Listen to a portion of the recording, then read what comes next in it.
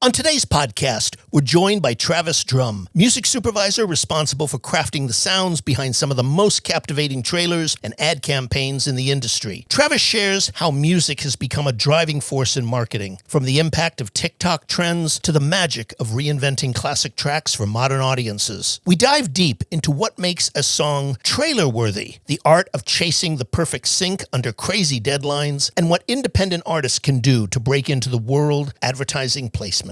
If you've ever wondered who picks that song that makes you want to see a movie or buy that brand, you won't want to miss this. Insiders, are you ready? Welcome to MUBUTV's Music Business Insider Podcast, where our mission is to educate, empower, and engage artists and music business professionals who are dedicated to having a successful career in the new music industry. Here are your hosts, Ritch, Esra, and Eric Knight. Welcome back, Insiders, to another episode of the MUBUTV Music Business Insider Podcast, where our mission is to educate, empower, and engage your music career. On today's episode, we sit down with music supervisor Travis Drum, who specializes in the art of selecting and integrating music for trailer and advertising campaigns. We take a deep dive into how the attention economy has transformed the way music is used to capture audiences, why dynamics and lyrics matter so much in trailer music, and the balance between using tried and true classics and viral TikTok tracks. Travis also shares insider tips for independent artists looking to break into placements, reveals what it really takes to get your music heard by major brands, and dishes on the creative yet fast-paced world of trailer production, including how budgets, client decision-making, and global collaboration shape what you hear on the biggest movies and ads. If you've ever wondered what makes a song perfect for a blockbuster trailer or how to get your music into one, this is an episode you don't want to miss. So stay tuned. But first, a word from our sponsor. Hey, Insiders! Are you an aspiring musician, artist, band, or future music business professional looking to take your career to the next level? Well, look no further. At MUBUTV, we offer personalized career counseling and coaching designed specifically for folks like you. Imagine having both of us by your side, guiding you through every step of your music journey. Our sessions are tailored to meet your unique needs, focusing on critical aspects of your music career, such as refining your songs, defining your artist story, identifying your target audience, and enhancing your social media presence, just to name a few. Whether you're just starting out or looking to elevate your existing career, we've got you covered. Our comprehensive approach ensures you get insights on everything from live shows to branding and marketing strategies. We understand that every artist is unique. That's why our coaching is personalized just for you. And here's the best part. We offer flexible coaching packages that fit any budget. Choose from individual sessions ranging from 30 to 90 minutes or save with our discounted 4-session packages. Experience custom sessions designed to enhance your music career with opportunities for greater savings when you choose bundled sessions. Investing in your musical journey has never been more accessible. Imagine the clarity and direction you'll gain after just one session. The feedback on your songs, the strategies to grow your audience, and the confidence to perform live, all tailored just for you. So why wait? Don't let uncertainty hold you back. Join us for your free 15-minute discovery call at book.mubutv.com for a transformative coaching experience that will elevate your music career. That's book.mubutv.com.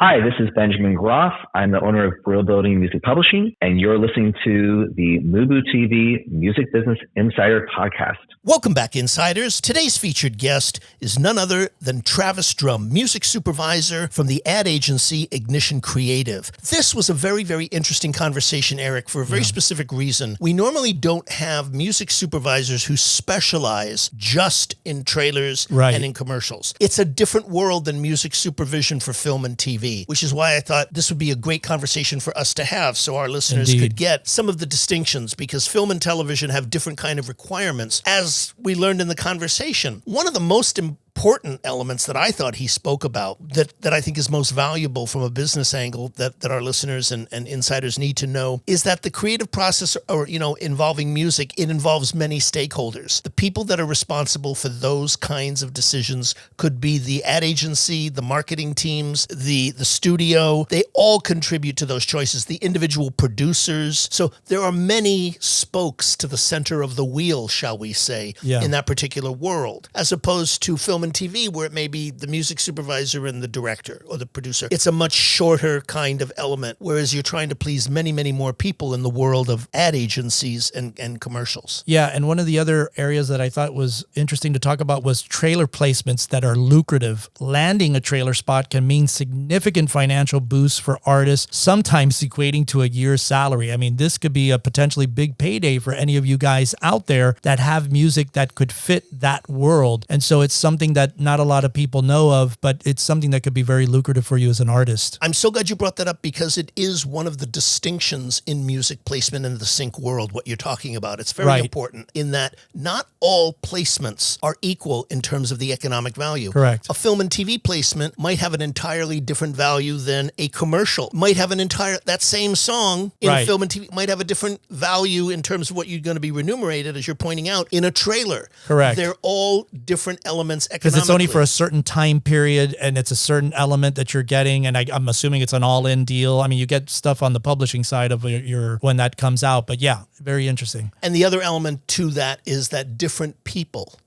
different budgets are making the decisions in trailers versus the film and television. And with that, insiders, sit back, relax, and enjoy our featured conversation coming live from Muse Expo 2025 with Travis Drum. Travis, welcome. Thank you. Glad to be here. Glad to have you on the show. Travis, in your experience, is music being used more today with marketing of brands than in the past?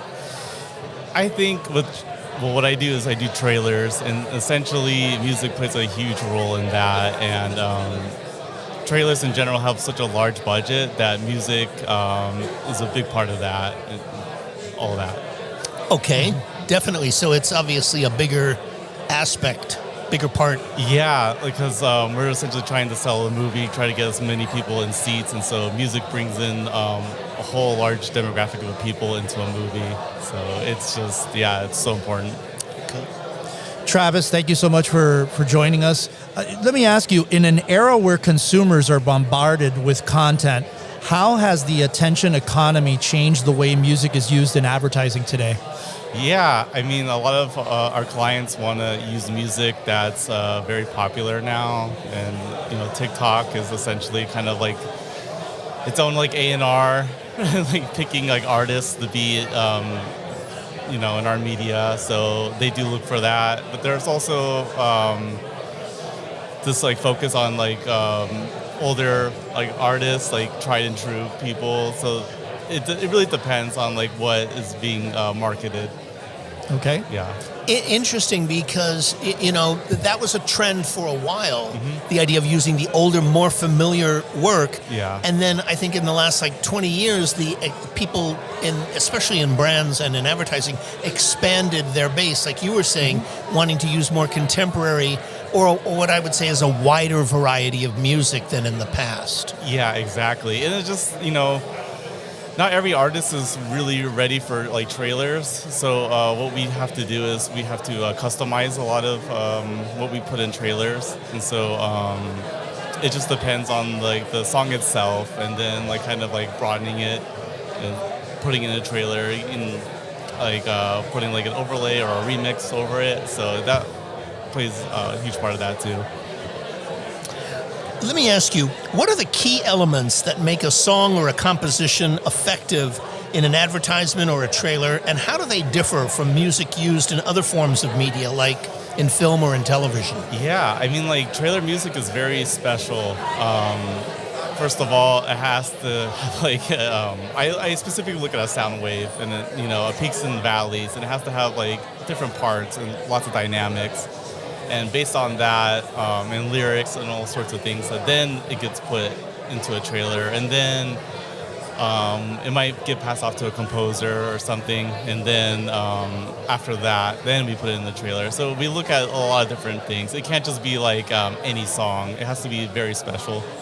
Yeah, what are those elements that you look for? Like, what are some of the elements that you look for in the songs? I mean, like stomp downs or like accents, like hits, lots of dynamics, like loud parts, soft parts, and lyrics. Do lyrics play a part as well too? Like if a lyric rides, kind of like carries. Oh yeah, definitely. Especially we look for certain parts in the song where like the lyrics are like basically summarizing the movie, or gives like a thematic element to that.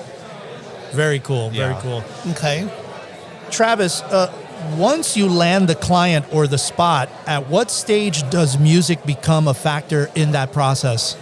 Music is, I would say, a very important factor, like from the get-go. Before we even cut a trailer, sometimes they're asking for music. So, before like an editor actually like looks at a thing, we're kind of like, oh wait, we want to start with music. Like, can you just like send us like a poll, and just to get some ideas going, and then based on that, it kind of gives like the client like, oh, okay, cool, maybe we could like run with this, or but things are always changing. So then once we do like an initial poll, like a client will be like, oh, like actually we want to do this direction. So it's always like a changing thing until we like actually land on something. Interesting. So that makes me wonder, like, in your particular role, who are the decision makers that give the final green light as to what music does get used in the spot? Since you're talking about the variations and changes that occur in your process. Yeah, I think it really depends on like the studio. It depends on the project. Depends on the budget. A lot of like studios come to us because they're like, oh, we need to market this movie, and we want you to, we're asking you to make the trailer. So like, please like give us some ideas, and then we'll be like, okay, like I think these work. Then there might be like some other person on the other end, like a client will be like, actually, like let's go this direction. And then we're like, okay, like let's pivot. Here's some options, and then they'll be like, actually, we actually like this one song. Can you please like test this out? And it's just kind of like this process where we like give them something, and we like cut with it and edit it with it. It's just like process of elimination too, kind of like what works, what doesn't work. Interesting. How many variations will you give for a project? Because you're talking about like all these different elements where it's, try this song, Travis, and maybe this one, and we want to. What are we looking at here in that process? I mean, like a good example of that, maybe like for a big studio, we'll do like 3 different versions just to start with, and then like one will be like a commercial song or a production song, and then they'll be like customized, and then we'll present those ideas, and they'll be like, we actually like this one, like let's see like what more we can do with it, and then we'll keep editing, and then they'll be like, actually like why don't you try this song? Like this might, like I really like this song, try it. And then we'll be like, okay, well maybe it works, it doesn't work. And then either yes it does or no it doesn't. And then they're like, okay, well maybe we can try a different era. Maybe we could try something with this. And then we kind of just like keep pitching that. And of course we have our own ideas as well. We'll be like, I think you should use this. And then, it's just kind of just like back and forth. Okay. Travis, in the world of commercial advertising, what role does budget play in your musical choices for a brand? Oh man, it just really depends on the client and the studio. Some studios have lots of money. Some studios are very independent. It really depends on the licensing terms. If you license for like 6 weeks, then a bigger artist will pay a certain amount. Or if it's a smaller, it could be in perpetuity. I can't even say that word. It's too early. Perpetuity. Yeah. So it really depends. And also, some studios have blanket license with other like production libraries, so that plays a part into it. It just really depends on the factors. Hey, insiders. We hope that you've been enjoying our featured conversation. Stay tuned because we've got so much value coming your way. But before we dive back in, a word from our sponsor. Hey, Eric, as an artist, what do you find are the most challenging aspects to a music career, especially when you're starting out? Well, I think one of the first things is just trying to get the direction of who you are as an artist, where you want to go, where you want to be. And, we've talked about it on the show a lot. Who is your target audience? Who you are? What do you stand for? What do you believe in? What do you think would resonate with an audience? And so those are some of the things that I would feel being a new artist. Obviously, what I know now is different because I know these things. But for people that are out there like our audience that don't have necessarily any direction to go would be the first things that I would start off with. And having the song songs that Absolutely. incorporate those elements that you're speaking of into it. That's so important today. Yeah, and I think that's one of the reasons why we started MUBUTV and why we started this new consulting service that we're offering to all of our insiders out there, because that is another one of the big things. I mean, that is the big thing, is like having the great songs. That's what it really starts off. Our friend Don Grierson always said, it always starts with a great song. So that's probably, besides putting together what your audience and what your target audience is the single most important thing. Where are your songs at currently today? Are you collaborating with people? Are you trying to go out to networking events where you can connect with other songwriters and stuff like that? So yeah, and what are your strengths? exactly. You know, are you a strong lyric writer? Are you a strong melody writer? Are you a strong musician, a player? Right. You know, and it's really important to get really strong clarity on those issues before proceeding. I totally agree, Rich. And, you know, with our consulting services, we offer a myriad of different packages, and we've made it super affordable for everybody. So, you know, if you guys are interested out there in connecting with us on a coaching call, you can visit book.mubutv.com and start off with a free 15-minute discovery call. Well, yeah, absolutely. There we start with an initial 15-minute call where we can get a sense of who you are, what are the issues that you specifically have and want to work on. Exactly. And we can go from there. Absolutely. Yeah, and we tailor everything to your needs. It's not like a cookie cutter thing. We kind of really want to get to know who you are as an artist, where you at today, what's the snapshot of you as an artist today, and then start trying to craft something that's tailor-made for you. So again, if you're interested, visit us at book.mubutv.com for your 15-minute discovery call. Hey, this is Todd Mayo, author of Caveman Chronicles and founder of The Caverns. Are you an insider? I am. Subscribe now.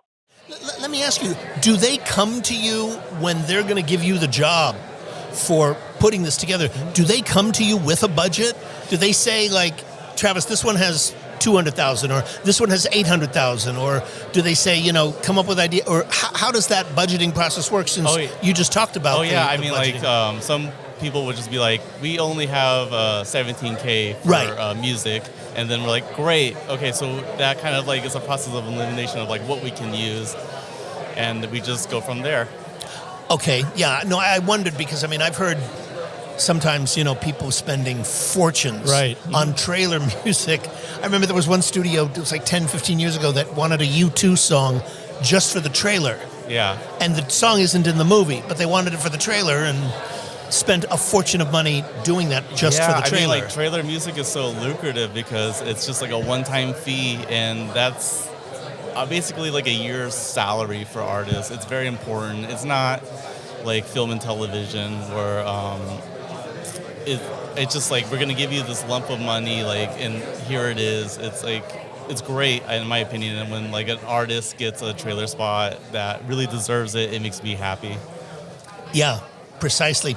Let me ask you, do you find that brands are more open today to a wider variety of creative choices when it comes to music, or not? I mean, it really depends. I feel that they're always looking for something that is going to pull in the most amount of like audience into the movie. So if it's something that's targeted to like Gen Z, then it's going to be like TikTok, and how do we work in like bringing these people in? Or if it's a larger movie like a Marvel, maybe it's like a Kendrick Lamar, and you know, we're just gonna like, this song is like very popular, we're gonna pull people in. Or maybe it's just like something that's completely left field, and it's a great song, and it's I mean, essentially to me it's like, it's art, and honestly, it just depends on the situation. But I've seen a lot of different things, and yeah, it just really depends. Okay. Travis, for independent artists that are looking to break into advertising placements, what are some key strategies that they should consider when pitching their music to agencies and brands? I mean, know exactly what you want to do, know what your goals are, and I think there's certain people out there, and in my world at least, for trailers, that are really open to composers. And because we work at such a fast pace, it doesn't matter what city you live in. I think we use a lot of composers from like Europe, like to turn around something. So it really doesn't matter like what city, if you're composing music, but also just know what you want to do, know what your end goal is, know like what you're really good at, what you can offer, because we go to people because oh wow, they do that really well. So just hone in your craft and just know what you want in general. You touched on something with the time factor. So you guys work, it's kind of like, I guess, with like TV, you guys are working at a quick pace. How describe that? Like, that's got to be crazy. Oh man. Everything is needed like as soon as possible. Really? So the turnaround times are very short. Yeah, and we're not even like joking. That's something that like happens like all the time. It's like, we need to turn this around as soon as possible. So sometimes we'll even have like an editor, like for good examples, that like in Australia, and then like a composer in like the UK, and like we'll make a decision, and then as we go to the bed, they're working. Wow. So and then when we get up, like we have something. So it's just like that world. It's just like crazy. No, that's interesting to hear, because modern technology allows for that. Right. Yes. It allows for, Australia, which is 18 hours ahead of LA, and England, which is 8 hours ahead of LA. So you can pull those elements together and have that. I mean, I've heard of producers and mixers who can, record bands in South Africa. Yeah. And mix it, send them back, and work that 20,000 miles away, literally. In terms of, and so what you're describing is exactly that. Yeah. Of that kind of element where you can pull all those elements together regardless of where they are on the planet. Yeah, and more people are looking for that. So I wouldn't discourage anybody saying like, oh, should I move to LA or New York? It's just like, if you're trying to get into trailers, like just hone in your craft and figure it out, and people will be receptive. Let me ask you, Travis, as more and more brands create content specifically for online websites and social media, does this give you any additional creative freedom in your music choices in a time that, whereas time is not as significant of a factor as it would be with ads or TV or radio? Most of the time when you're creating a spot, it's a 30-second spot, a minute spot, or maybe 90 seconds. But a lot of times, like I remember BMW last year created this incredible spot that was like 3 or 4 minutes for online. Are you finding any of the brands that are coming to you for spots that you're having that kind of freedom for longer pieces? Oh yeah, I mean, trailers is just not just movies. It's like brands, it's ads. It's like musicians are using it to introduce people to like a record. And I think as we progress into that form of art, that it's going to be useful across the board, like for a car, is a longer spot, or like a behind the scenes, or an artist trying to like tease an album, they'll use a trailer. So I think that will be more common as a way to like bring people in the future. Yeah, definitely. So you're seeing more of that in terms of, it's not just the 30-second spot, the 60-second spot. So that's good. That's good to know, and I think our audience would appreciate that, because there's more opportunities and more choices for music in those situations. Oh, totally. Yeah. Travis, getting the right people to create music for your project is a large part of your job. What's the best way for someone, independent artist, publisher, or label, to learn what your musical needs are and get on your radar? Oh man, I think the best thing for that is to find something that is becoming sort of a trend, and to capitalize on that and offer it and see when no one else is offering it. And a good example of that, I think, is like I've used this artist like a couple of times, like their like production library record for different spots, and it was just maybe it was like a weird, like trailers weird, because like it's kind of like Goldilocks, where it's just like it can't be this, it has to be this, but it can't be this. And like certain artists like might have that element and it works perfectly, and we're always looking for something that's like, oh, it has to be this, but it can't be this, but it's also this. It's like just such a weird thing. So find something and be like, okay, well, I see this trend that's happening. I also noticed that maybe like people aren't using this, so maybe they'll use this. And then, it's just like a weird phenomenon for us, because it's like, it makes sense, but also like you can't really describe it. Yeah, no, it's that finding that key to the puzzle. Yeah. That you're talking about. Yeah, very much so. Travis, throughout your life, what books or films or documentaries have really inspired you, professionally speaking, that you could recommend? The last film that really inspired me Probably The Brutalist. Okay. Yeah. Brutalist. Talk Yeah. about why. What was it Yeah. about that was so inspiring to you? Oh man, I mean, like I think that was like the last piece of music where I felt like it just like touched me and like, oh my god, like this music is just so inspiring and just you don't see films like that like come around that often. So then when I saw it, I was like, wow, like completely captivated, and that really inspired me to like just going down like the wormhole of movies and like music and like film and like cinematography and all that. So yeah, that was the last thing that inspired me. Yeah, he won the Oscar Yeah. for his work on that. He's a very interesting guy. Yeah. He's very, very soft spoken, and I've seen interviews with him, and he's British. Yes. And he's his whole approach Yeah. on that film was very, very unique. It wasn't the traditional, like, here's the whole film done, please do it. Yeah. He was like on the set. He Yeah. was like in production, which is not something that you Right. often see. Exactly. And the score was absolutely stunning Yeah. So that he composed for that film. yeah, I had to see it twice in theaters. I was just like completely blown away. Yeah, absolutely. Travis, what advice can you offer our listeners who are wanting to pursue a career in music supervision in advertising? Oh man, that's a great question. Well, my background and myself is I'm a musician, and I spent many years playing and recording and teaching music. And then one day I wanted to pivot into supervision. And my advice to that is to, like, there's a lot of good programs for music supervision. Like UCLA Extension's a great one. And also just networking with people. Like, I had to spend at least a good 2 years meeting people, interning, doing programs, like reading books. And if you connect with people and you're very passionate and you want to get into this, people will hire you, but you just have to be very patient and hardworking and set yourself apart from a lot of different people.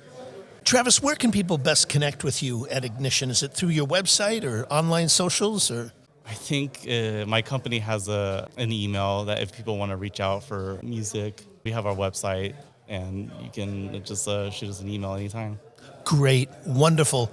Travis, we want to thank you so thank much you. for coming by and doing this. This was so interesting and very, very helpful. We really, really Yeah, thank appreciate you. it. Great, thank you so much. Thank you.